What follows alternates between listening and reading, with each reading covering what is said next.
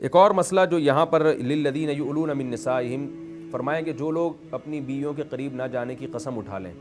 تو یہ بات یاد رکھیں کہ اگر قسم اٹھائے گا تو پھر ایلا ہوگا۔ اگر کوئی ویسے ہی بیوی کے قریب ناراضی کی وجہ سے نہیں جاتا تو 4 مہینے کیا 4 سال تک بھی نہیں جائے گا تو طلاق واقع نہیں ہوگی۔ بہت سے لوگ اس غلطی میں مبتلا ہو جاتے ہیں کہ شوہر جو ہے امریکہ میں ہے، بیوی اس کی پاکستان میں ہے، تو 1 سال سے ملاقات نہیں ہوئی بیوی سے، تو کہیں طلاق تو نہیں ہو گئی؟ تو ایسے طلاق واقع نہیں ہوتی۔ ہاں قسم اٹھائی ہو کہ میں بیوی سے نہیں ملوں گا، میں اس سے ملاقات نہیں کروں گا یا اس سے ہم بستری نہیں کروں گا، ملاقات کے لفظ یا میٹنگ کے لفظ یا اس طرح کے کوئی بھی الفاظ ہوں، تو پھر قسم اٹھا کے اگر ہوں تو پھر 4 مہینے کے بعد طلاق واقع ہو جاتی ہے۔ لیکن اگر ویسے ہی نہ ملے تو طلاق واقع نہیں ہوتی۔ باقی یہ کہ زوجہ سے بلا وجہ دور رہنا، اس سے ہم بستری نہ کرنا، یہ بیوی کی اجازت کے بغیر جائز نہیں ہے۔ علماء نے بیان کیا کہ کم از کم 4 مہینے میں 1 مرتبہ دیانتاً اپنی زوجہ کے قریب جانا لازم ہے۔ اس سے زیادہ اگر آپ دور رہنا چاہتے ہیں تو عورت سے اجازت لینی پڑے گی، اور اس بات کا بھی آپ کو اطمینان ہونا چاہیے کہ بیوی کے کسی گناہ میں پڑنے کا خطرہ نہ ہو۔ اور آگے اللہ تعالیٰ نے طلاق یافتہ عورت کی عدت بیان کی ہے۔ 2 قسم کی عدتیں ہوتی ہیں عورت کے اوپر، ایک شوہر کے مرنے کے بعد وہ 4 مہینے 10 دن ہے، اور ایک طلاق کے بعد وہ ہے 3 حیض۔ لیکن اگر عورت کو حمل ہو تو پھر جب تک بچے کی ولادت نہیں ہوتی اس وقت تک عدت پوری نہیں ہوتی، اور حمل والی عورت کی عدت ایک ہی ہے، چاہے اس کے شوہر کا انتقال ہوا ہو چاہے اس کو طلاق ہوئی ہو، اور اس میں کوئی مدت بھی نہیں ہے۔ اگر شوہر کا انتقال آج ہوا اور انتقال کے 1 گھنٹے کے بعد عورت کے ہاں بچہ پیدا ہو گیا تو اسی وقت اس کی عدت ختم ہو جائے گی۔ اگر عورت کو طلاق ہوئی اور طلاق کے 1 منٹ کے بعد 1 گھنٹے کے بعد بچہ پیدا ہو گیا تو بھی اسی وقت اس کی عدت ختم ہو جائے گی، وہ جہاں چاہے نکاح کر سکتی ہے۔ تو حاملہ عورت کا جیسے ہی بچہ پیدا ہوگا اس کی فوراً عدت ختم ہو جاتی ہے۔ جو عورت حمل سے نہیں ہے تو پھر اس کی عدت جو ہے وہ 3 حیض ہے۔ 3 دفعہ جب حیض آ کے ختم ہوں گے تو پھر اس کی عدت پوری ہو جائے گی۔ اور یہ بھی یاد رکھیں کہ جن عورتوں کو حیض نہیں آتا بیماری کی وجہ سے، یعنی جو عمر زیادہ ہو گئی ہے ان کی اور ان کو حیض نہیں آتا، تو 28ویں پارے میں اللہ نے ان کا حکم بھی بیان کیا ہے کہ واللائی لم یحزن، کہ جن عورتوں کو حیض آیا ہی نہیں ہے، ابھی تک آنا ہی نہیں شروع ہوا حالانکہ وہ عمر ہو گئی ان کی، یا جن کی عمر زیادہ ہو گئی حیض آنا بند ہو گیا، تو ان کی عدت کیا ہے؟ فعدتہن 3 اشہر۔ 28ویں پارے میں اللہ نے بیان کیا سورۃ طلاق میں کہ ان کی عدت پھر 3 مہینے ہے، تو وہ 3 مہینے انتظار کریں گی۔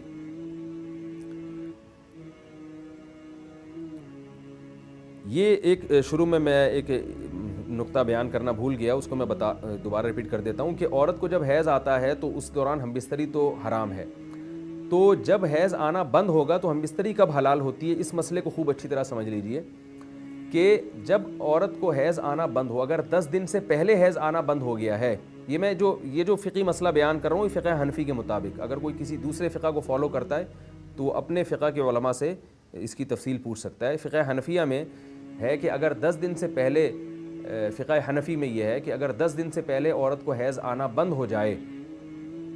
تو مرد اس سے ہم بستری نہیں کر سکتا جب تک کہ وہ غسل نہ کر لے۔ اس کے دلیل قرآن کی اسی آیت سے ہے۔ میں اگر اس آیت میں جاؤں گا تو پھر وقت بہت زیادہ صرف ہو جائے گا، تو میں سمجھتا ہوں عوام کو اتنی پیچیدگیوں میں جانے کی ضرورت نہیں ہے۔ آپ وقت پڑھنے پر اپنے قریب کے جو بھی عالم جن پر آپ کو اعتماد ہو ان سے آپ مسئلے کی ڈیٹیل پوچھ سکتے ہیں۔ تو میں صرف فقہ حنفی کی روشنی میں جو مسئلہ ہے وہ آپ کے سامنے بیان کر رہا ہوں، اور اس کی دلائل کیا ہیں وہ بھی قرآن کی ان آیات میں اشارے ہیں، کچھ روایات ہیں، تو وہ اگر ضرورت پڑی یا کسی لوگوں نے پوچھا یا مجھ سے سوال کیا گیا اس بارے میں تو میں انشاءاللہ پھر اس کی ڈیٹیل بیان کر دوں گا۔ تو 10 دن سے پہلے اگر عورت کو حیض آنا بند ہو جائے تو جب تک وہ غسل نہیں کر لیتی مرد اس سے ہم بستری نہیں کر سکتا۔ ہاں ایک صورت میں کر سکتا ہے، وہ یہ ہے کہ عورت کو حیض آنا بند ہوا اور پوری ایک نماز کا وقت گزر گیا، تو چونکہ شریعت نے ایک نماز اس کے اوپر واجب کر دی، تو نماز واجب کرنا اس کی علامت ہے کہ شریعت نے مان لیا کہ اس کو حیض آنا بند ہو گیا ہے۔ تو نماز کا وقت اگر گزر جائے تو بھی پھر نماز کا وقت گزرنے کے بعد مرد اس سے ہم بستری کر سکتا ہے، چاہے اس نے نماز پڑھی ہو یا نہ پڑھی ہو، یہ ایک الگ بات ہے۔ وجہ اس کی یہ ہے کہ عورت کو جب حیض آنا بند ہوتا ہے تو 100% یقینی بات نہیں ہوتی، بلکہ اس کا امکان ہوتا ہے کہ دوبارہ اسپاٹنگ جو ہے وہ شروع نہ ہو جائے، تو اس لیے اس کا انتظار کیا جائے گا کہ حیض آنا بند ہو یا وہ غسل کر لے، اور غسل کر کے ہم اس پہ پاکی کا حکم لگا دیں۔ ہاں اگر 10 دن کے بعد حیض آنا بند ہوا ہے تو پھر فوراً ہم بستری عورت سے کی جا سکتی ہے۔ اور یہ بھی یاد رکھیے کہ جب عورت کو حیض آنا بند ہو تو یہ دیکھا جائے گا کہ پچھلے مہینے کتنے دنوں بعد بند ہوا تھا۔ اگر پچھلے مہینے عورت کو 6 دنوں بعد حیض بند ہوا تھا اور اس مہینے 5 دنوں بعد بند ہو گیا ہے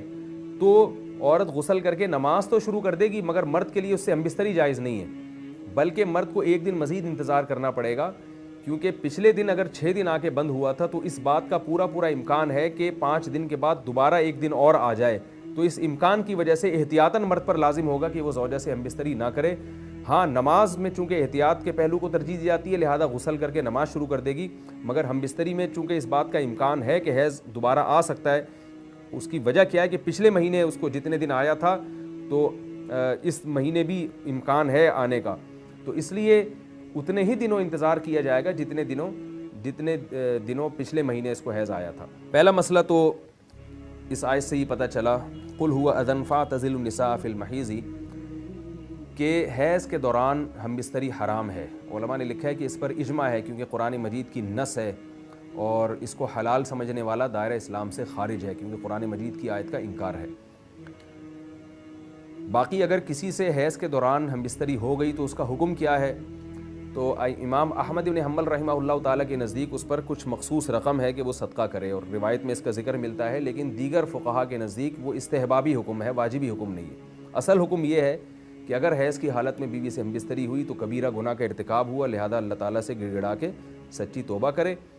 اور اگر کچھ رقم بطور کفارہ کے صدقہ کر دے تو یہ اور اچھی بات ہے۔